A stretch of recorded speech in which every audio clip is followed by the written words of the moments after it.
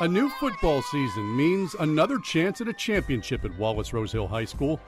The Bulldogs, now the three-time defending state champions, where it's been said they don't rebuild, they reload. And that will happen again with a new man walking the sidelines this season. But then again, head coach Kevin Motsinger lucky to be walking anywhere this fall. I can remember flying through the air, consumed in a ball of fire. Just a simple day of yard work going terribly wrong. Motsinger, like he has so many times in a football field, drew up a plan. This one to get rid of a stump on his property, but some fire ants forced an audible.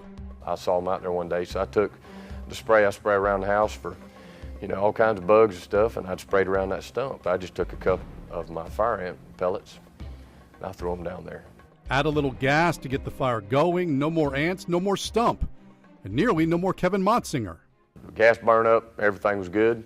It started to burn, I started to walk away, and for some reason I stopped. I turned around, I could still see it, just like I see you. I could see the red flame going down, and all of a sudden, next thing I know, it blasted me. The blast so strong it threw him nearly 20 feet.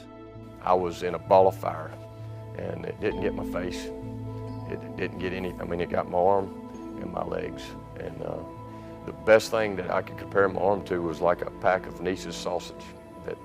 And honestly, I thought it was the worst. At that time, I couldn't feel my right hand. So then I go to look at my legs. My right leg, I had a hole at a place that was about the size of a softball. And I'm like, all right. And my left leg was just purple.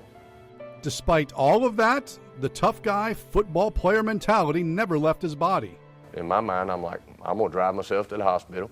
They're gonna put some goo all on me and plug up this hole in my leg and wrap my arm up, and I'll be home that evening. And that's, in my mind, that's what I was thinking.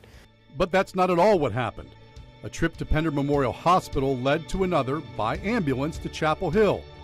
There in the burn center, he underwent surgery to repair the damage and begin his road back to recovery. That road became a very well-traveled one by Motsinger. And the whole time I was there, I walked from here to California. The number one thing that I had to get movement and get the blood flowing in there, and I had to force blood in there. And the whole time I was there, I didn't see one other person in a hall. And I walked that hall and walked it, and then it got to where I just walked in the room. A week after he was wheeled in, he walked out of the hospital and headed home, where his mind started to race. Not about football, but about what he almost lost. The number one thing that I could live with was my wife, and my two sons were in the house. And I think during that time, a lot of it, most of the time Deacon's with me. That little dude, most of the time he's with me, and Ruger would have been running around looking, what if he'd have been outside? That in itself was what kept me. I'm gonna keep fighting and do what I gotta do.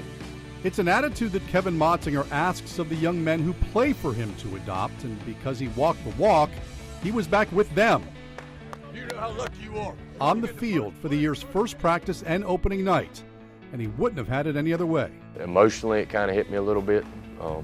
It's a smack in that face we've all had in our lives that, all of a sudden that wake-up moment, sometimes it means a little bit more. You got to, you better cherish what you got.